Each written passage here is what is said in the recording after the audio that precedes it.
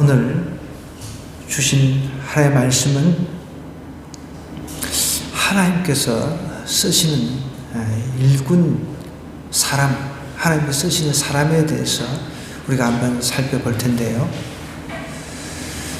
최근에 기업 인재를 구하는 그런 사람들의 기사를 저는 이렇게 예전부터 쭉 살펴보았는데, 기업에서는 인재를 찾기 위해서 각 대학에도 찾아다니기도 하지만 전 세계를 비행기를 타고 다니면서 기업 인재를 찾는다고 그럽니다. 아무나 찾지를 않는 거죠. 아무나 데려와서 일꾼으로 쓰지는 않는다는 것입니다. 우리 하나님도 마찬가지입니다. 하나님도 사람을 쓰실 때 아무나 그냥 길거리 가는 사람 아무나 그렇게 들어 쓰지 않으신다는 거예요. 오늘 우리가 읽은 이 말씀은 하나님께서 어떤 사람을 들어 쓰시는가 정확하게 말씀하고 계십니다. 나이 상관없습니다. 훌륭한 백그라운드 이런 것도 상관이 없다는 것이죠. 물론 1차적으로는 하나님의 마음입니다. 우리가 엿장수가 이렇게 엿을 팔기 위해서 이제 가위를 몇 번 이렇게 흔드느냐 이렇게 보통 질문을 하잖아요. 그 엿장수 마음이죠. 그렇게 정확하게 답을 하잖아요. 하나님도 사람을 쓰시는데 하나님 마음대로 쓰십니다. 그런데 그 하나님께서 마음대로 쓰시는 데 있어서 기본적인 틀이 있다는 것이에요. 기본적인 틀이 있다는 거예요. 오늘 성경은 그것을 잘 이야기를 하고 있습니다. 이스라엘에 모세라고 하는 사람이 태어났어요. 근데 모세는 원래 이스라엘 사람인데 그때 당시 모세가 태어나던 당시에는 이집트의 지배를 받던 그런 민족이었습니다. 어떻게 보면 소수민족이나 마찬가지죠. 그런데 이집트 사람들보다 이제 이스라엘 사람들이 애를 더 많이 낳으니까 이집트 사람들 중에 특별히 이제 왕이, 지도자가 이스라엘 사람들을 핍박을 하는 거예요. 애를 못 낳게 하는 겁니다. 그래서 이집트 왕이 이제 명령을 내려가지고 이스라엘 사람들 남자아이면 이제 그냥 강에다 버려버리라 라고 이야기를 한 거예요. 그러니까 어떻게 해요? 그냥 몰래 이제 갖다 버리면서 어떻게 하다가 모세가 이제 태어났는데, 모세도 이렇게 어릴 때 너무 이쁜 거예요. 부모가 이제 키우다 보니까 울음소리가 자꾸 이제 커지니까 이거 들통나겠다 싶어가지고 할 수 없이 강물에 이제 박스 상자를 만들어가지고 이제 역청 같은 걸 칠해가지고 물 안 들어오게끔 해가지고 이제 강물에 떠내려 보냈습니다. 그 뒤에 이제 누나가 따라갔어요. 누나가 이제 따라가다가 이제 보니까 하필이면 이집트 왕의 딸이 목욕을 하고 있는데, 왕의 딸이 목욕하면서 뭔가 상자가 내려오는 것을 이제 발견을 한 겁니다. 그래서 열어봤더니 애기야. 근데 하나님께서 감동을 주셔가지고 딱 보니까, 이 히브리 애라는 건 알았습니다. 이집트 공주가 애기가 없었던 거지. 건져내가지고 자기 양자로 삼은 겁니다. 양자로 이제 삼을 때, 이제 아이가 아직까지 젖먹이 어린애니까 하필 뒤따라가던 누나가 혹시 유모가 필요하지 않았습니까? 필요하다. 그러니까 유모 데려와라 해가지고 자기 친엄마를 유모로 데려와서 왕궁에서 기르게 된 거예요. 그래서 왕궁에서 이제 왕자로 크게 된 겁니다. 왕자로 커서 이제 40살이 됐습니다.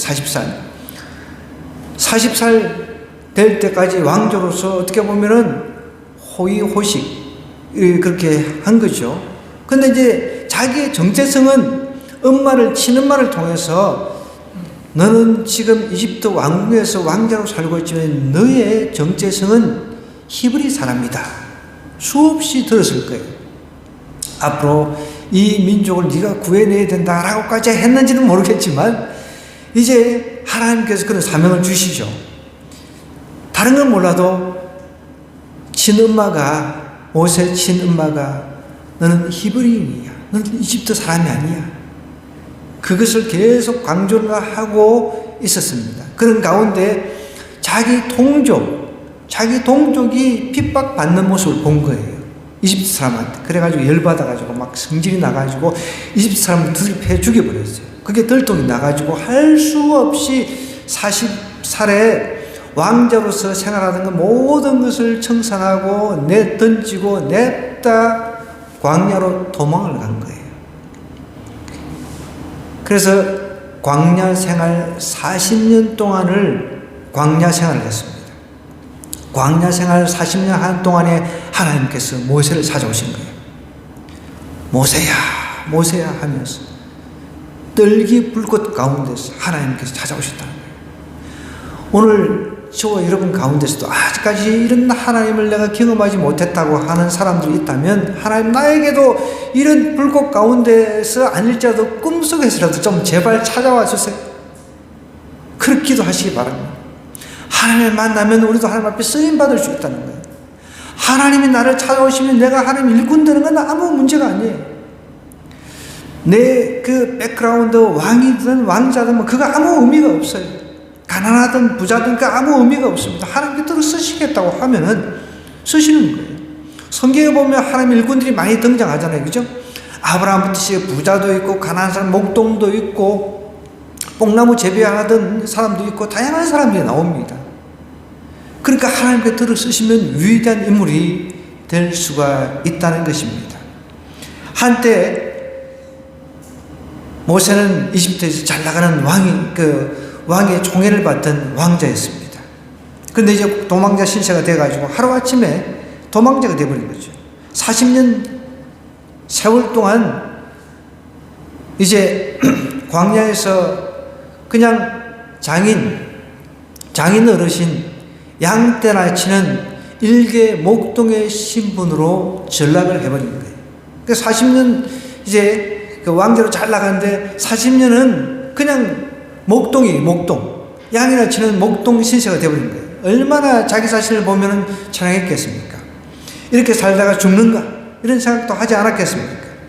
모세는 자신의 그 무능함을 뼈저리게 철저하게 깨달았습니다. 여러분, 우리가 하나님을 만나려면 우선 제일 먼저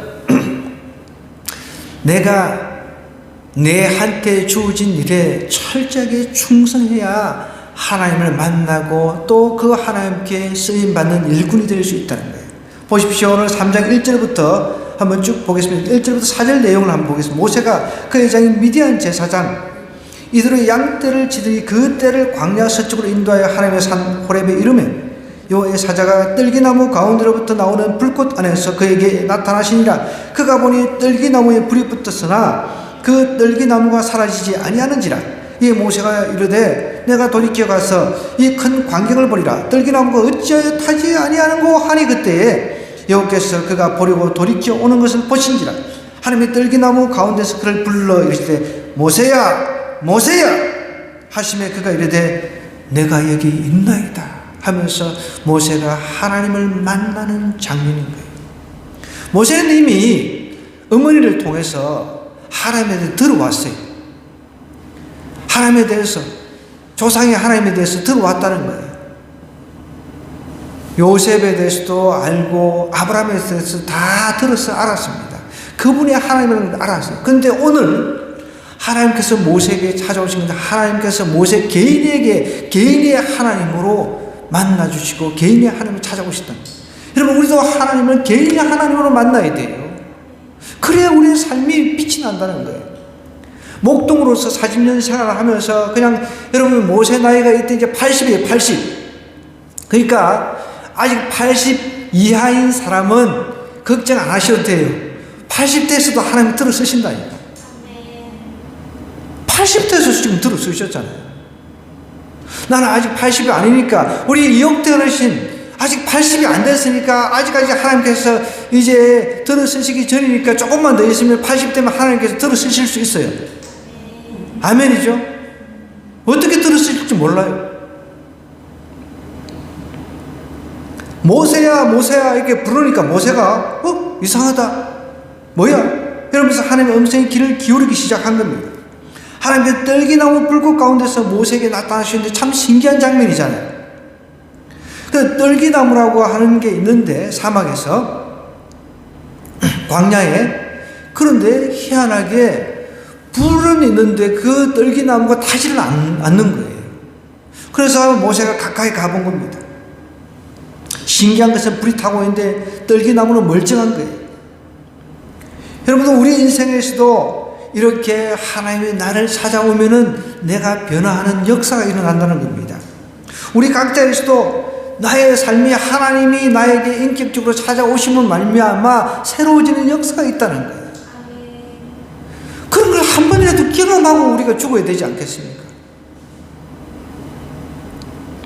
모세는 떨기나무가 불타고 있는 장면을 보려고 그 앞으로 나갔습니다. 그러자 이 불꽃 가운데서 하나님의 음성이 들린 거예요. 여러분, 우리가 살아가면서 나는 하나님의 음성 한 번도 못 들었다, 이런, 정말 예수님 믿어도 이런 비참한 인생이 없는 거예요.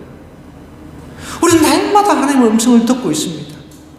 다양한 사건, 사고를 통해서, 환경을 통해서 다양하게 하나님께서 말씀하시는데 우리가 그걸 들을 수 있는 귀가 없으니까, 들을 수 있는 마음의 귀가 없으니까 듣지를 못하는 것 뿐이죠.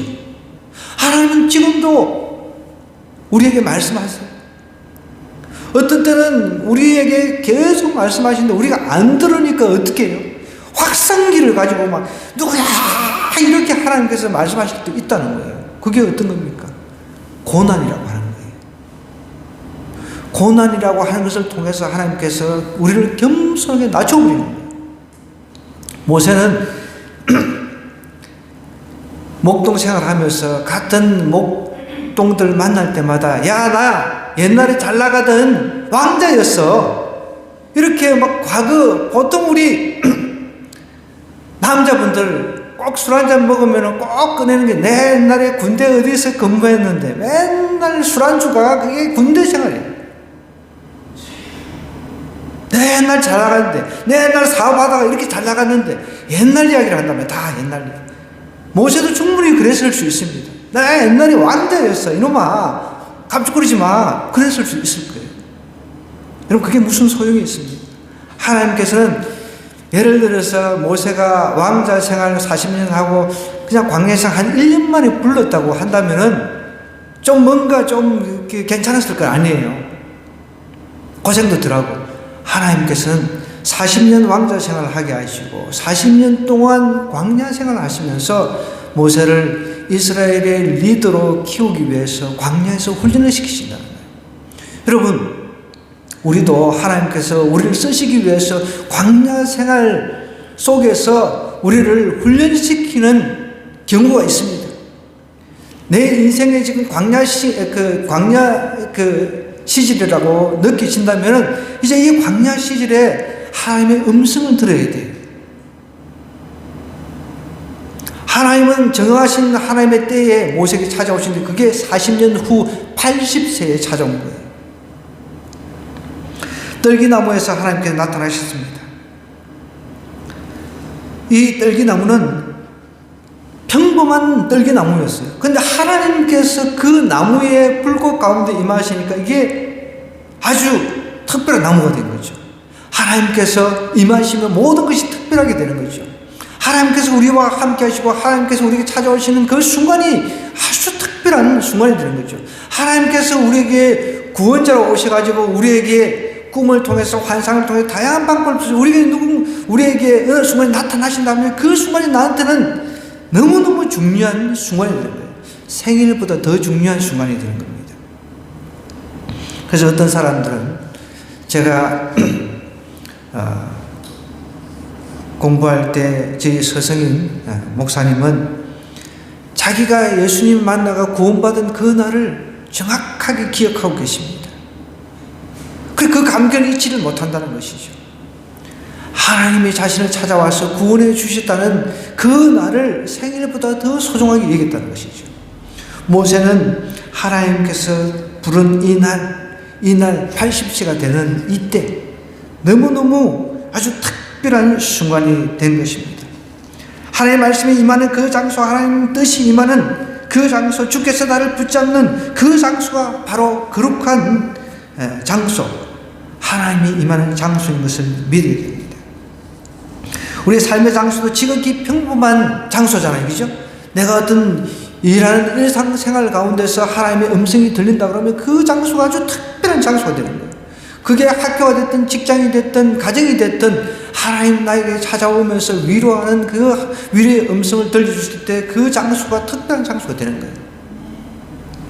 땀 흘리고 수고하면서 삶의 만족을 느끼지 못하고 늘 이상 불평하고 시와 노래를 잃어버리고 짜증스러웠던 그런 삶에서 하나님께서 임하시면 그것이 특별한 장소가 되는 거예요.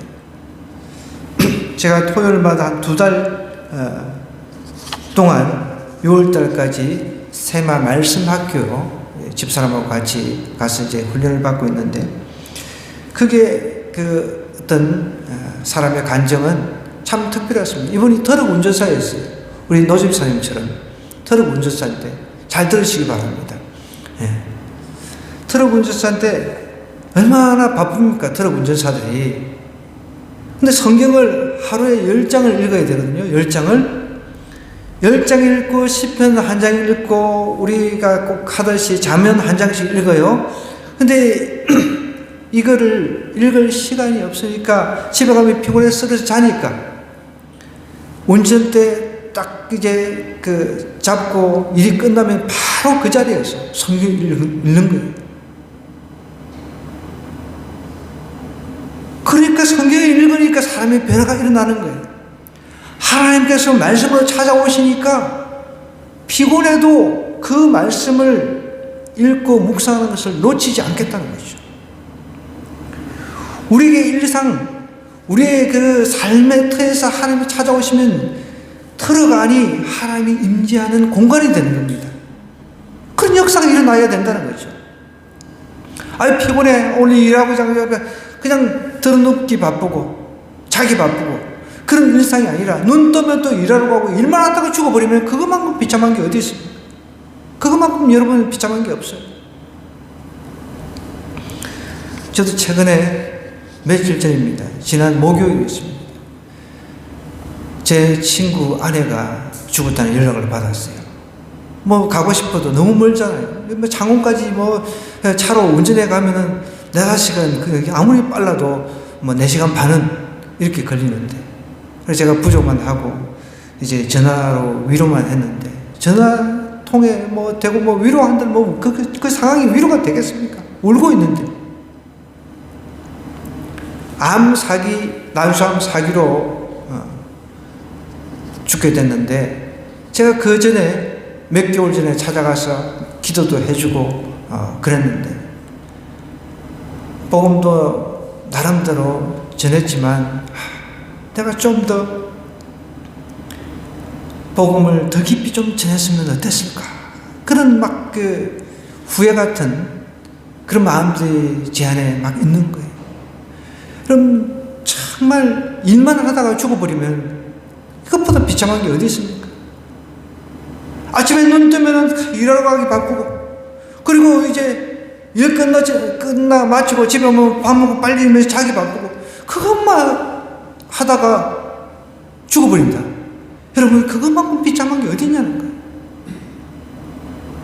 저도 그 친구 횟집을 운영하는데 그 친구가 횟집에 가가지고 몇 차례 가서 또 건면도 하고 예수 믿으라고 건면도 하고 막 수없이 그렇게 했습니다. 갈 때마다 그냥 뭐 손님 그 상에 앉아가지고 또 이제 손님이 주는 술 마시고 또 먹으라 마시라 뭐 해롱해롱 또 취해가지고 있고 막 그러는데 거의 알코올 중독 수준이에요. 그래 아내하고 붙들고 제가 기도해주면서 아내는 죽기 전에 왜 이런 고통을 제게 주는지 모르겠다고. 그러니까 이제 한마디로 자기는 최선을 다해서 살았다는 거죠. 나는 열심히 일하면서 살았다는 거죠. 애 키우면서. 그게 문제라는 거죠. 여러분, 애 키우고 열심히 사는 게 그게 문제라는 겁니다. 하나님을 모르고 일만 하다가 죽어버리면 그것만큼 비참한 게 없다는 것이죠. 만약에 모세가 광야에서 이렇게 목동 일을 하면서 그렇게 살다가 그냥 죽어버렸다고 하면은 모세라는 이름 자체가 성경에 등장도 하지 않았을 겁니다. 하나님께서 그 의미 없는 인생에 모세야, 모세야, 모세야, 모세야 불러주니까 그 모세가 정말 역사상 가장 위대한 리더의 이름이 되어버린 거예요.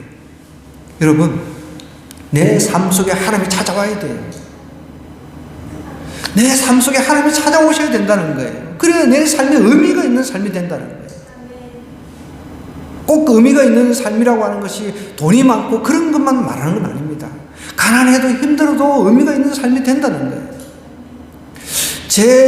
제가 속해 있는 토요일마다 훈련받는 조는 다 장로님들이에요. 두 분 장로님인데 다 70이 넘었어요. 제가 이제 제일 젊은 목사인데, 저는 이제 일조에, 목사 중에 나이가 제일 많은 목사가 제가 제일 나이가 많으니까 일조에 이제 그 나이 많은 장로님하고 세 사람이서 이제 항상 모여서 이제 조별 이제 나눔들 이렇게 하는데, 근데 한 분, 제일 나이 많으신 그분은 장로님이 안 되셔가지고, 교회가 크다 보니까 장로님이 안 되셨어요. 그래서 이제 집사님이신데, 이 집사님은 나이가 들어가지고 이제 성경을 깊이 있게 읽기 시작해가지고 이제 봉사도 하고 그런 것이 너무 즐겁다고 저한테 고백을 했습니다. 우리 하늘꿈교회도 밥차 전도를 한번 했잖아요. 밥차 전도해가지고 자기가 오뎅 삶아가지고 복음을 전하는데, 또 더군다나 옆에 이제 파주에 사시는데, 파주의 그 개척교회 목사님 교인도 거의 없습니다. 한 두 명인가 있나? 아마 그런 것 같아요.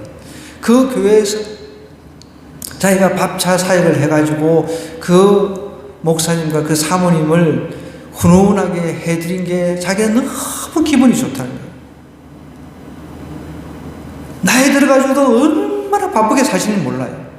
여러분, 저도 여기 17단지, 16단지 이쪽을 한 번씩 다니다 보면 다 공원에서 할 일이 없어가지고 앉아있는 노인들을 봅니다. 할 일이 없어가지고 시간만 때우고 있는 거죠. 거기에 비해서 방금 제가 말씀드렸던 이 집사님은 이제 76세인가 그렇거든요. 70한 5, 6세 되신 분이에요. 그런데 얼마나 열심히 성경 읽고 또 봉사하고 복음 전하는데 자기의 인생을 갖다가 그렇게 바치는 몰라요. 그러면 아이고 목사님, 그 사람은 시간적인 여유가 있어요. 아닙니다. 그분은 건축 자재 사업을 하시는 분이에요.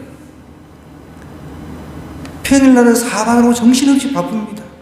그런데도 저희 교회에서도 모임할 때 한 번씩 오시는 분이거든요. 모임이 있으면 자기가 자원봉사에서 차량을 운행을 해주는 겁니다. 그렇게 정신이 바쁘게 보내세요. 그런 가운데서도 자기에게 찾아오신 그 하나님, 그게 감격이 있으니까 그것을 가지고 계속 다른 사람들한테 그것을 전달하려고 애를 쓰는 거예요. 어저께도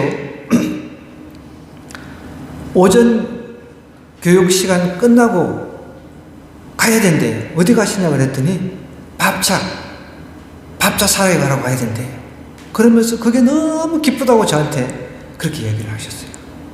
그래서 그냥 우리도 집사님 같은 사람이 있으면 좋겠다고 그랬더니, 목사님하고 사모님 둘만 하시냐고. 그러면 안 되는데, 그게 누군가 좀 있어야 되는데, 헌신된 사람이 얼마나 힘드시겠어요. 그러면서 저를 위로하시더라고요.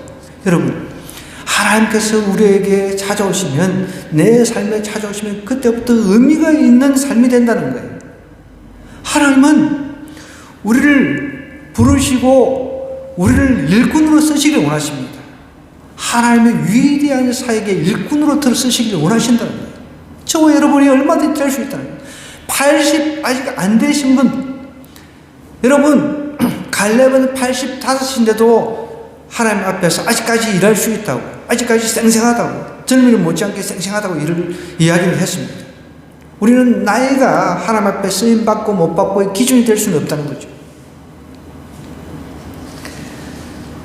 하나님은 주어진 일에 충실한 사람을 일꾼으로 부르신다는 게 오늘 첫 번째 이야기입니다. 여러분, 모세는 한탄만 하고 있지 않았습니다. 내가 과거에 왕자로 살았는데 이게 뭐야? 그냥 일개 목동으로서 내가 이 인생을 이렇게 끝나나? 그렇게 생각하지 않았을 겁니다. 물론 그렇게 생각했을 수도 있겠죠. 그러나 성경을 보면 그런 내용은 없어요. 그래도 목동일 열심히 했습니다. 80 되는데 얼마든지 자기 자식들도 있었어요, 이미. 그죠? 80에 이미 결혼해가지고 애도 낳았습니다. 근데 애도 낳았는데 애들한테 다 양치는 것을 다 맡기지 않았습니다. 80인데도 열심히 자기 일에 최선을 다했다는 거예요. 여러분, 하나님께서 나에게 맡겨주신 일을, 직장일이든 그 최선을 다하다 보면 하나님이 그 순간 하나님의 때에 딱 보시고 이제 찾으신다는 거예요. 아까 제가 서두에 얘기했던 이 기업에서 인재를 찾을 때 전 세계를 다니며 비행기 타고 돌아다니면서 인재를 찾는 것처럼 하나님은 전 세계의 인재들을 찾고 계십니다. 하나님의 일꾼으로 쓸 인재들을 하늘에서 보시면서 다 보고 계신다는 거예요. 누가 내가 만약에 들어서 일꾼으로 쓰면 내가 맡길 일을 갖다가 잘 할 수 있겠구나. 그것을 다 들어 쓰신다는 거예요. 다 보고 계신다는 거예요. 여러분, 목동이었던 다윗도 하나님께서 유념해서 보고 계셨습니다. 그래서 사울이 마음에 안 드니까 하나님께서 사울을 딱 폐하시고 없애버리고 그냥 왕으로 폐하시고 다윗에게 기름 붓게 해가지고 다윗을 왕으로 세우지 않았습니까? 여러분, 내 하는 일이 아주 사소하지 않다 하더라도 최선을 다해서 해야 됩니다. 최선을 다해서. 세상 믿지 않는 사람들도 얼마나 세상 일에 열심인지 몰라요. 눈 뜨면 해만 떴다면 일찍 출근해가지고 그렇게 일 열심히 하고 그 다음에 해질 때 들어와서 이제 눕고 그렇게 축 차차차 일만 합니다. 우리는 그렇게까지는 할 필요는 없습니다. 우리는 아침 눈 뜨면 하나님 말씀으로 하루 시작하고 눈 감을 때 하나님 말씀을 시작하면서 최선을 다해서 나한테 주어진 일에 감사함으로 일을 하다 보면 하나님께서 어느 순간 찾아오실 때가 있다는 거예요. 넌 이 작은 일에 충성했으니까 하나님께서 또 다른 일을 맡겨주실 때가 있다는 거예요. 내 일에 충성하지 못하고 그러면 막 불평하고 원망하고 있다면 하나님께서 그 일을 다른 사람한테 줘버린다는 거예요. 뭐가 어떻니, 정치가 어떻니, 나라가 어떻니, 정부가 어떻니 이렇게 우리가 투덜거려 봐야 아무 소용이 없다는 것이죠. 그냥 감사하며 주시는 일을 그냥 감사함으로 하고 그러다 보면 하나님께서 또 다음 단계 계속 열어주신다는 거예요.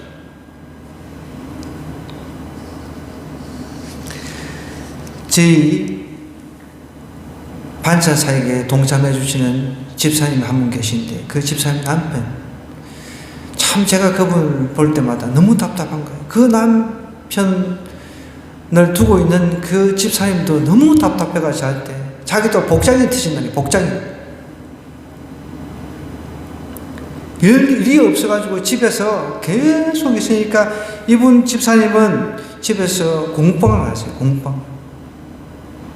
근데 이제 남편은 이제 아이들이 오면 이제 좀 자리는 비워주긴 한데 계속 집에만 있으니까 뭐라도 이렇게 나가서 이렇게 하고 안 되면 하나님 앞에 나아가서 하나님께 붙잡고 기도하고 하나님 앞에 하나님 새로운 직장을 주시는 사업체를 주시든지 뭔가 이렇게 부르짖고 하나님 앞에 나가야 되는데 그러니까 그 집사님도 포기 상태인 거예요.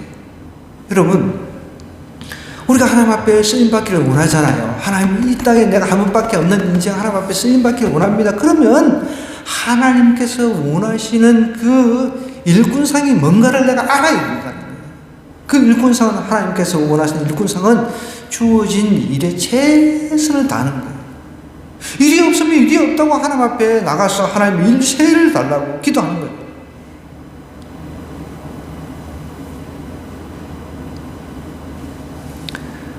일이 없으면 일이 없다고 그냥 빈둥빈둥 그러면 안 된다는 거예요.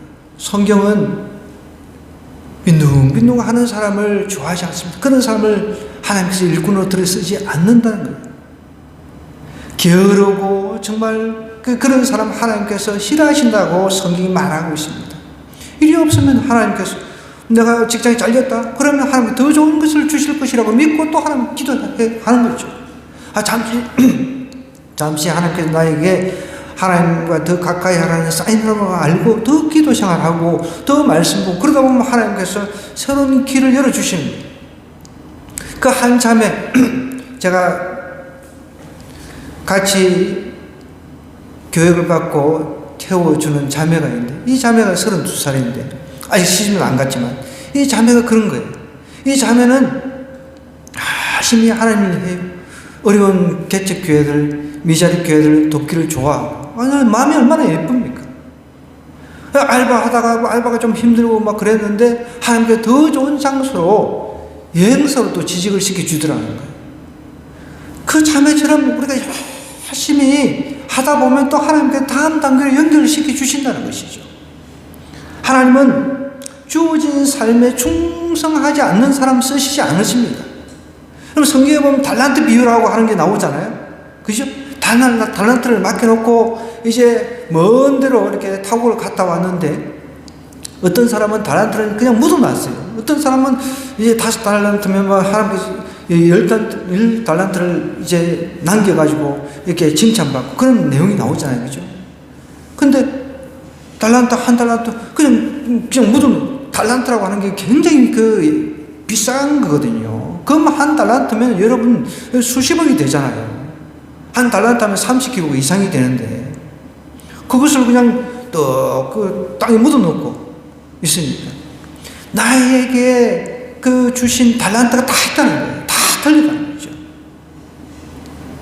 여러분이 주신 달란트도 다 있습니다. 하나님이 여러분에게 주신 달란트를 가지고 여러분 통해서 영광 받기를 원하신다는 거예요.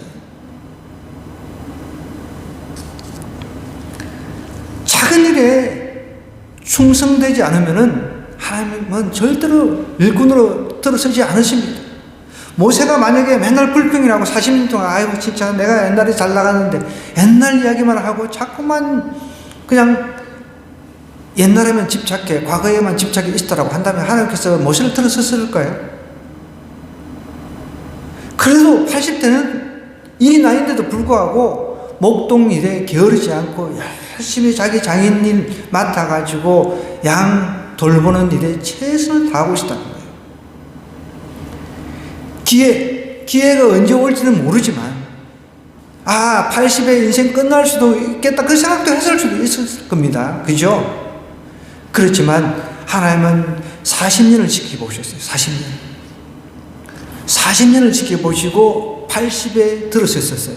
그리고 80에 들어서셔가지고 몇십 년을 또 들어서셔서 또 40년을 하나님께서 일꾼으로 쓰셨어요. 인생 후반이 더 멋지잖아요, 모세가. 여러분도 우리도 인생 후반 가면 갈수록 더 멋져야 돼요. 저도 16, 17단지 다니면서 그 노인들을 할 일 없이 그냥 벤치에 앉아있는 모습들 보면서 저는 갈 때마다 다짐합니다. 하나님, 나는 내 노년의 시대에 나는 저렇게 살지 않겠습니다. 그래서 제가 비난하는 건 아닙니다. 우리 믿는 사람은 노년이 더 멋진 삶이 될 수 있다는 거예요.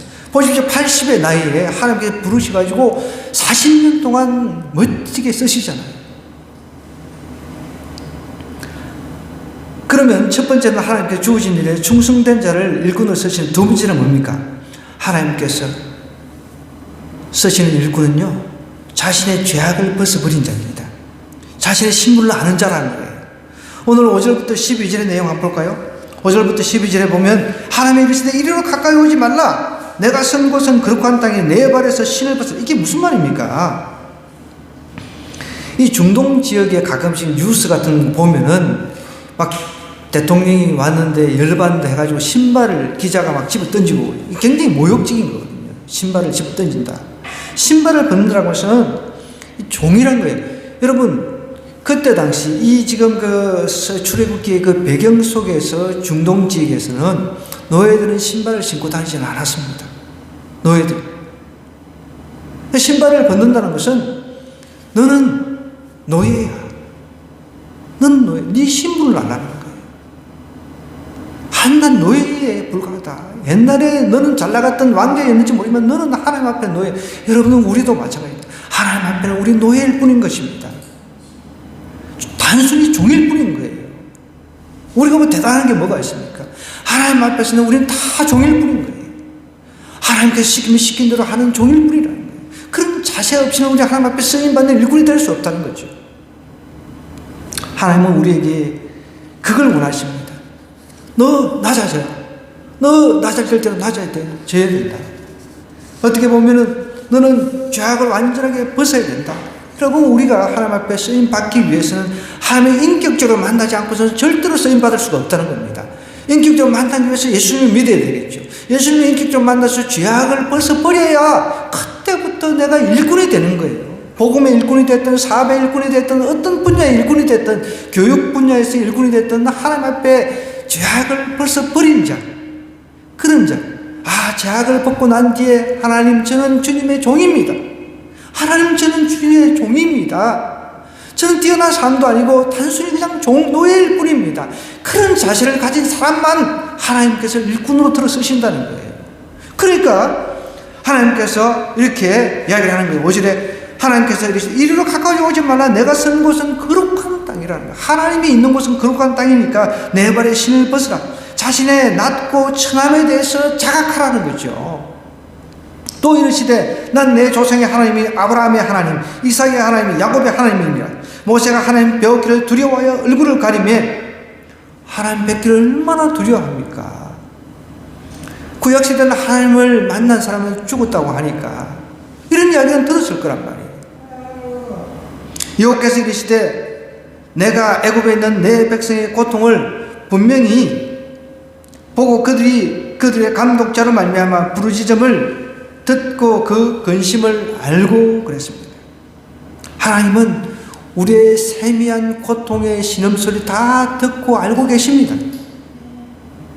우리가 뭘 고통스러워하는지 다 듣고 알고 계신다는 거예요. 그런데 직접 이제 내가 내려가서 그들을 애굽인의 손에서 건져내고 그들을 그 땅에서 인도하여 아름답고 광대한 땅, 젖과 꿀이 흐르는 땅, 곧 가나안 족속, 헷 족속, 아모리 족속, 브리스 족속, 히비 족속, 여부스 족속의 지방에 데려가려 하노라. 이제 가라. 이스라엘 자손의 부르짖음이 내게 달하고 애굽 사람이 그들을 괴롭히는 학대도 내가 보았으니 이제 내가 너를 바로게 보내온 너에게 내 백성 이스라엘 자손을 애굽에서 인도하여 내게 하리라. 하나님께서 이스라엘 백성의 고통을 들었다는 거죠. 너를, 이스라엘을 이제 출애굽시키는데 리더로 세우겠다는 하나님의 선포입니다. 11절 볼까요? 모세가 하나님께 아뢰되 내가 누굽니까? 나는 자격이 없다는 이야기를 하는 거죠. 여러분, 옛날 같으면 왕자였잖아요. 제가 갈게요. 그래도 제가 왕자로서 리더십도 좀 있고 그런데 이제 80이 딱 다 된 나이에 모세는 겸손해졌습니다. 하나님, 저는 그런 자격이 안 됩니다. 말도 잘 못하고 그런 자격이 안 됩니다. 굉장히 낮아진 거죠. 노예입니다. 저는 하나님의 종일 뿐입니다. 저는 할 수 없다라는, 어떻게 보면 겸손의 표현인 거죠. 그런데 하나님께서 이렇게 이야기하시면 12절 내가 반드시 너와 함께 있으리라. 여러분, 하나님과 함께하면 내가 무자격자라도, 내가 부족할지라도 하나님 나를 들어쓰시겠다고 하면 내가 들어쓰임 받는 거예요. 그 나이에 상관없는 거죠. 나이. 그리고 우리는 80 전에는 불평, 원망해서는 안 돼요. 하나님, 왜 나를 좀 안 들어 써주세요? 이렇게 이야기해서는 안 돼요. 저도 이 모세를 묵상하다 보면서 아직 80이 안 됐기 때문에 아직 기회가 많아요. 저도 하나님, 저를 세계 선교의 도구로 사용하여 주세요. 저도 기도를 하는데 아직 80이 안 돼가지고 더 많이 쓰임받을 수 있는데 아직 80이 안 됐기 때문에 아직 저도 충분히 쓰임받을 수 있습니다. 여러분도 마찬가지입니다. 하나님께서 모세와 반드시 함께 하신다고 약속하고 있습니다. 내가 그 백성을 애굽에서 인도하여 낸 후에 너희가 이 산에서 하나님을 섬기리니 이것이 내가 너를 보낸 증거다 하면서 하나님께서 모세를 택했다라고 이야기를 하는 거예요. 하나님께서 택해버리면요, 우리가 하나님의 도구가 되는 거예요. 여러분 아시잖아요. 모세가 지팡이를 가지고 있어요. 지팡이를 던지니까 지팡이가 뱀이 됐어요. 지팡이도 하나님께 쓰시니까 뱀이 되는 거예요. 멀쩡한, 여러분 생각해 보십시오. 멀쩡한 막대기가 뱀이 될 수가 있습니까? 그런데 하나님께서 하시면 그 막대기가 뱀도 되는 거예요. 생물체가 되는 거예요. 살아있는. 여러분, 막대기하고 무생물하고 그 뱀하고는 천지 차이입니다. 생명이 있는 생명체가 되는 것하고는 이거는 천지 차이잖아요. 하나님께서 들어 쓰시면 우리를 복음의 도구, 우리 가정의 구원, 우리 식구들을 구원으로 인도하는 구원자, 우리 주님이 구원자 되시니까 구원자의 도구가 되게 해 주실 줄 누가 알겠습니까? 낙심하지 마시기 바랍니다. 우리 유집사님 낙심하지 마시고, 우리 유집사님 한 분 때문에 남편과 아들이 예수님을 믿게 될 날이 올 수 있다는 거죠. 우리 윤재 자매님 때문에 남편이 예수 믿고 구원받는 역사가 일어날 수가 있습니다.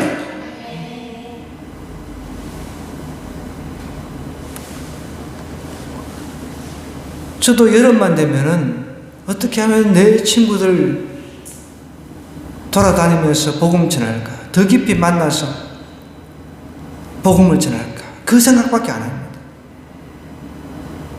제 주위도 이렇게 보면은 한 사람 한 사람 죽어 가잖아요. 그럴 때마다 더 빨리 만나서 더 깊이 또 붙잡고 복음을 전해야지. 그 생각밖에 안 합니다.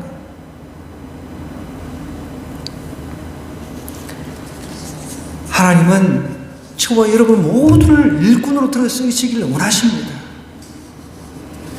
그러기 위해서, 내가 일꾼으로 쓰임 받기 위해서 내가 먼저 하나님 앞에 내 자신의 본 모습을 볼 줄 알아야 된다는 거예요.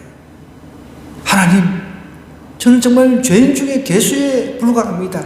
사도 바울의 고백처럼 저는 죄인 중에 개수입니다. 저는 아무것도 없습니다.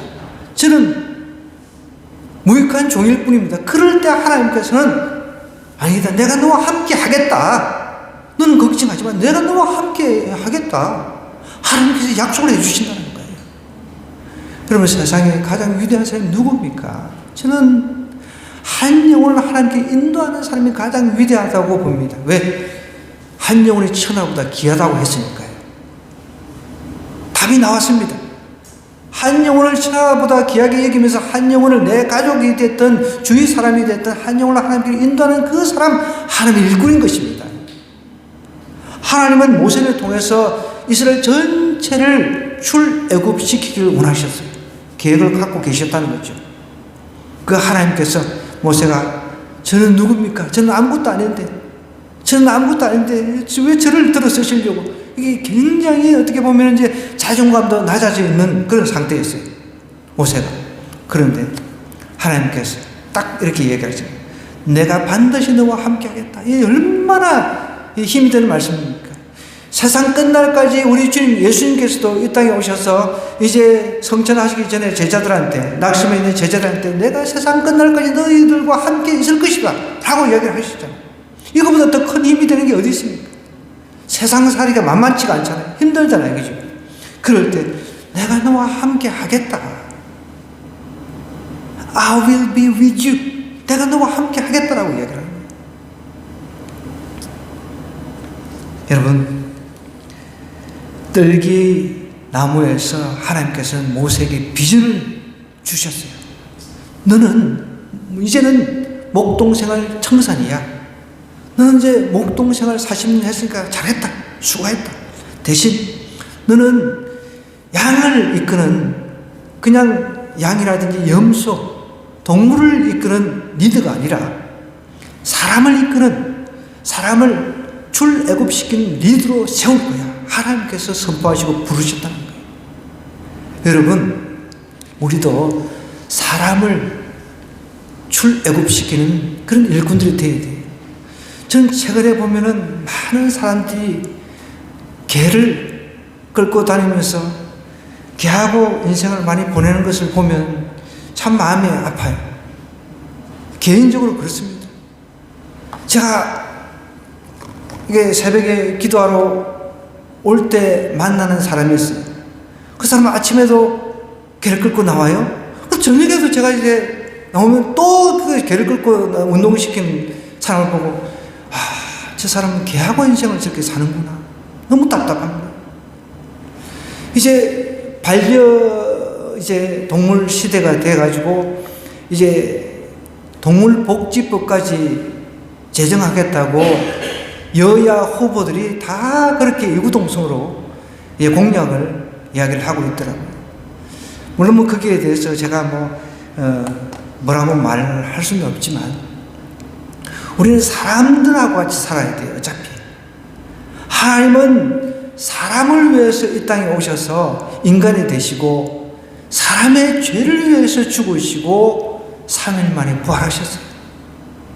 그럼 우리는 동물들한테 가서 리더십을 이렇게 행할 것이 아니라 사람들에게 리더십을 행해야 된다는 거예요. 하나님은 우리 한 사람 한 사람을 통해서 한 사람 한 사람을 하나님께 인도하기를 원하신다는 거예요. 그게 리더예요, 리더. 그게 일꾼입니다. 정리를 좀 하겠습니다. 하나님께서는 지금도 자신의 일을 이제 맡아서 해줄 일꾼을 지금도 찾고 계십니다. 그럼 하나님 알아서 그냥 다 구원해 주면 되죠. 하나님 그렇게 하시지 않으신다. 우리 인간하고 동력하기를 원하신다. 동물하고 동력하기를 원하시는 것이 아니라 하나님은 하나님의 형상대로 만드신 우리 인간하고 동력하기를 원하신다. 구원을 위해서. 저와 여러분은 그런 구원의 동력자, 일꾼으로 쓰기를 원하신다. 그러기 위해서 우리가 해야 될 것은요, 내 주어진 일을 최선을 다하는 거예요. 가정 주부면 밥하면서, 기도하면서, 가정에서 자녀를 놓고, 그게 안 되면 금식이라도 해서 죽기 살기로 하나님 앞에 영혼 구원을 놓고 기도해야 됩니다. 말씀 읽고 기도하고 돌파해 내 가야죠. 돌파를 해 나갈 수 있도록 하나님 힘 달라고 그렇게 해야 됩니다. 또 내 신분을 자각하게 해야 돼요. 나는 내 능력으로는 아무것도 할 수 없습니다. 하나님, 저는 무익한 종입니다. 하나님 붙잡아 주옵소서. 하나님 붙잡아 주옵소서. 내 안에 또 죄악들이 있다면 하나님 이것을 깨끗하게 벗어버리기를 원합니다. 그래서 하나님 앞에 이 땅에 내가 살아있는 동안 한번 쓰임받기를 원합니다. 그럴 때 하나님께서 오케이, 됐다. 내가 너와 함께 하겠다. 세상 끝나는 것까지 너와 함께 할 테니까 힘내라. 내가 너의 동력자 되어주마. 그렇게 하나님께서 외치실 겁니다. 그게 멋있는 인생인 거죠. 이런 멋진 인생 한 주간 살기를 주님으로 간절히 부탁드립니다.